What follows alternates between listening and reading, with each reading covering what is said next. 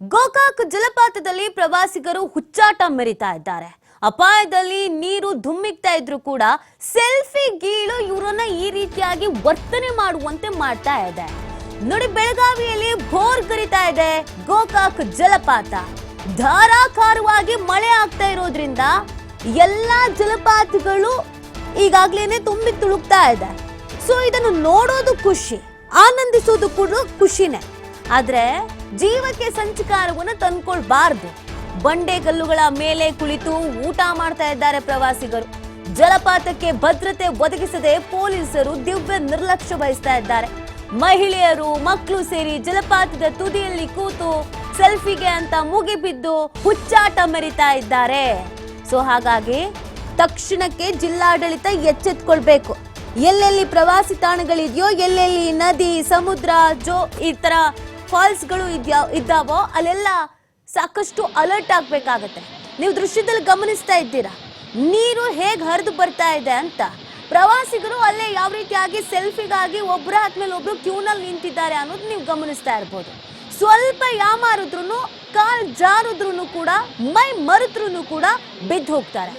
ಹಾಗಾಗಿ ಬಹಳ ಎಚ್ಚರಿಕೆಯಿಂದ ಇರಬೇಕು ಅಂತ ಕೆಲವು ಜಿಲ್ಲಾಡಳಿತ ಕೆಲವು ಕಡೆಯಲ್ಲಿ ನಿಷೇಧವನ್ನೇ ಹೇರ್ಬಿಟ್ಟಿದೆ ಮತ್ತು ಸಿಬ್ಬಂದಿಗಳ ನಿಯೋಜನೆಯನ್ನು ಕೂಡ ಮಾಡಲಾಗಿದೆ. ಇಲ್ಲಿಗೆ ಹೋಗಬೇಡಿ ಅಂತ ತಡೀತಾರೆ.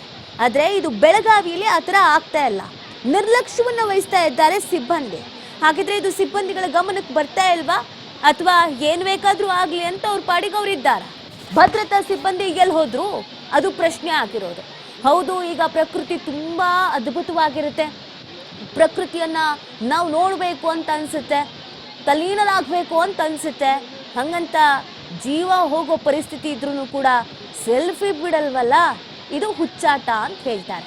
ಇನ್ನು ಕೆಲವರು ಅಲ್ಲೇ ನಿಂತ್ಕೊಂಡು ರೀಲ್ಸ್ ಮಾಡು, ಡ್ಯಾನ್ಸ್ ಮಾಡು, ಹಾಡು ಹೇಳು, ಕುಣಿ, ಹಾರು, ಊಟ ಮಾಡು ಎಲ್ಲವನ್ನೂ ಕೂಡ ಮಾಡ್ತಾ ಇದ್ದಾರೆ. ಇದರಿಂದ ಗ್ಯಾರಂಟಿ ಸಮಸ್ಯೆ ಆಗತ್ತೆ. ಏನಾದರೂ ಸಮಸ್ಯೆ ಆದಮೇಲೆ ಬುದ್ಧಿ ಕಲಿಯೋದಕ್ಕಿಂತ ಮುಂಚಿತವಾಗಿ ಬುದ್ಧಿ ಕಲಿಯೋದು ಒಳ್ಳೆಯದು. ಈ ಥರದ ಸಮಯದಲ್ಲಿ ಸಾಕಷ್ಟು ಎಚ್ಚರಿಕೆಯಿಂದ ಇರಬೇಕು ಅಂತ ಜಿಲ್ಲಾಡಳಿತಗಳು ಕೂಡ ಅಲರ್ಟ್ ಆಗುತ್ತೆ. ಸಿಬ್ಬಂದಿಗಳನ್ನು ನಿಯೋಜನೆ ಮಾಡಲಾಗತ್ತೆ. ಹೋಗಿ ದೂರದಲ್ಲಿ ನಿಂತ್ಕೊಂಡು ನೋಡಿ, ಅದನ್ನು ಹೊರತುಪಡಿಸಿ ತುದಿಯಲ್ಲಿ ನಿಂತ್ಕೊಳ್ಳೋದು, ಅಲ್ಲಿ ಹೋಗಿ ಡ್ಯಾನ್ಸ್ ಮಾಡೋದು, ಅಲ್ಲಿ ಹೋಗಿ ರೀಲ್ಸ್ ಮಾಡೋದು, ಅಲ್ಲಿ ಹೋಗಿ ಫೋಟೋ ತೆಗೆದುಕೊಳ್ಳೋದು, ಅಬ್ಬಬ್ಬಾ ಅಂದರೆ ಏನು ಮಾಡ್ತೀರಾ? ಸೋಷಿಯಲ್ ಮೀಡಿಯಾದಲ್ಲಿ ನಾವು ಇಲ್ಲಿಗೆ ಹೋಗಿದ್ವಿ, ಒಂದು ಒಳ್ಳೆ ಟ್ರಿಪ್ ಮಾಡಿದ್ವಿ, ಎಂಜಾಯ್ ಮಾಡಿದ್ವಿ ಅಂತ ಹೇಳ್ಕೊಂಡು ಬರ್ತೀರಾ, ಅಥವಾ ನಿಮ್ಮ ಫ್ರೆಂಡ್ಸಿಗೆ ತೋರಿಸ್ತೀರಾ. ಆದರೆ ಜೀವನೇ ಹೋಗ್ಬಿಟ್ರೆ ಏನು ಮಾಡೋದು? ಹಾಗಾಗಿ ನಾವುಗಳು ಕೂಡ, ಅಂದರೆ ಪ್ರವಾಸಿಗರು ಕೂಡ ಮೈ ಮೇಲೆ ಎಚ್ಚರಿಕೆಯನ್ನು ಇಟ್ಕೊಳ್ಬೇಕಾಗತ್ತೆ. ಇಲ್ಲ ಅಂತ ಅಂದರೆ ಸಮಸ್ಯೆ ಆಗತ್ತೆ. ನೀವು ನೋಡ್ತಾ ಇದ್ದೀರಲ್ಲ ಎಷ್ಟು ತುದಿಲಿ ಹೋಗಿ ನಿಂತಿದ್ದಾರೆ ಅಂತ. ಹಿಂದೆ ನೀರು ಯಾವ ಥರ ರಭಸವಾಗಿ ಧುಮುಕ್ತಾ ಇದೆ ಅನ್ನೋದನ್ನು ಕೂಡ ನೀವು ಗಮನಿಸ್ತಾ ಇರ್ಬೋದು. ಮತ್ತು ಸಾಕಷ್ಟು ಪ್ರಕರಣಗಳನ್ನು ನೋಡಿರ್ತಾರೆ, ಕೇಳಿರ್ತಾರೆ. ಹಿಂಗೆ ಬಿದ್ಬಿಟ್ರಂತೆ, ಬಿದ್ಬಿಟ್ರಂತೆ, ಕೊಚ್ಕೊಂಡು ಹೋಗ್ಬಿಟ್ರಂತೆ, 3 ದಿನ ಆಯ್ತಂತೆ, ಇನ್ನೂ ದೇಹ ಸಿಕ್ಕಿಲ್ವಂತೆ, ಇನ್ನೆಲ್ಲೋ ದೇಹ ಸಿಕ್ತಂತೆ, ಈ ಥರದ್ದೆಲ್ಲ ನೀವೇ ಕೇಳಿರ್ತೀರ, ನೋಡಿರ್ತೀರ. ಹಾಗಿದ್ರೂ ಕೂಡ ಯಾಕೆ ಈ ರೀತಿಯಾದಂಥ ವರ್ತನೆ, ಅತಿರೇಕದ ವರ್ತನೆಗಳು ಯಾಕೆ? ಇದು ಪ್ರಶ್ನೆ. ನೀವೆಲ್ಲರೂ ಟ್ರಿಪ್ ಹೋಗಿ ಎಂಜಾಯ್ ಮಾಡಿ, ಆದರೆ ಸ್ವಲ್ಪ ಎಚ್ಚರಿಕೆಯನ್ನು ವಹಿಸೋದು ಬಹಳ ಸೂಕ್ತ. ಮತ್ತು ಆ ಜಿಲ್ಲಾಡಳಿತ, ಪ್ರವಾಸೋದ್ಯಮ ಇಲಾಖೆ ಎಲ್ಲವೂ ಕೂಡ ಅಲರ್ಟ್ ಆಗಬೇಕಾಗಿದೆ. ಈ ಥರ ಬಹಳ ರಭಸವಾಗಿ ಬರುವಂಥ ನೀರಿನ ಬಳಿ, ಅಥವಾ ಸಮುದ್ರದ ಬಳಿ, ಅಥವಾ ತುಂಬಿ ಹರಿತಾ ಇರುವಂಥ ನದಿಯ ಬಳಿ ಇಲ್ಲೆಲ್ಲೂ ಕೂಡ ಮೈ ಮರೆತು ಅಲ್ಲಿ ಹೋಗಿ ಸೆಲ್ಫಿ ತೆಗೆದುಕೊಳ್ಳೋದು, ನಿಲ್ಲುವಂಥದ್ದು, ಹರಸಾಹಸ ಪಡೋದು, ಹುಚ್ಚಾಟ ಪ್ರದರ್ಶನ ಮಾಡೋದು, ಇದ್ಯಾವುದು ಮಾಡದಿರೋ ಥರ ಸಿಬ್ಬಂದಿಗಳನ್ನು ನಿಯೋಜಿಸಿ. ಇಲ್ಲಿಂದ ಮೇಲೆ ಹೋಗಬೇಡಿ, ಇಲ್ಲಿಂದ ಆಚೆ ಹೋಗಬೇಡಿ ಅಂತ ಹೇಳಲಿಕ್ಕೆ ಅಂತ ಸಿಬ್ಬಂದಿಯನ್ನು ನಿಯೋಜಿಸಿ. ಆಗ ಅನಾಹುತಗಳು ನಡೆಯೋದು ತಪ್ಪುತ್ತೆ. ಇದನ್ನು ಮನವಿ ಮಾಡ್ಕೊಳ್ತಾ ಇದ್ದಾರೆ ಸ್ಥಳೀಯರು. ನಮ್ಗಳಿಗೂ ಕೂಡ ನೋಡಿ ನೋಡಿ ಸಾಕಾಗಿ ಹೋಗಿದೆ, ಪ್ರವಾಸಕ್ಕೆ ಅಂತ ಬರ್ತಾರೆ, ನೀರಲ್ಲಿ ಬಿದ್ದು ಹೋಗ್ತಾರೆ, ಇದೇ ಆಗೋಗಿದೆ, ಇವರಿಗೆಲ್ಲ ಯಾರು ಬುದ್ಧಿ ಹೇಳ್ತಾರೆ ಅಂತ ಅಲ್ಲಿನ ಸ್ಥಳೀಯರು ಅಸಮಾಧಾನವನ್ನು ಹೊರ ಹಾಕ್ತಾ ಇದ್ದಾರೆ.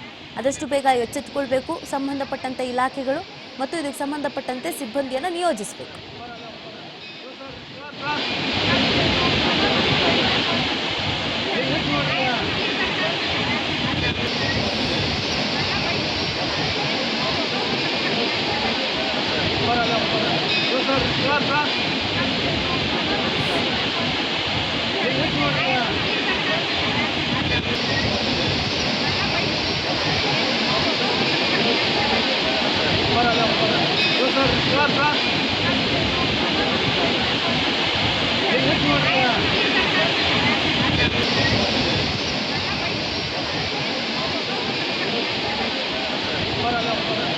ಸರ್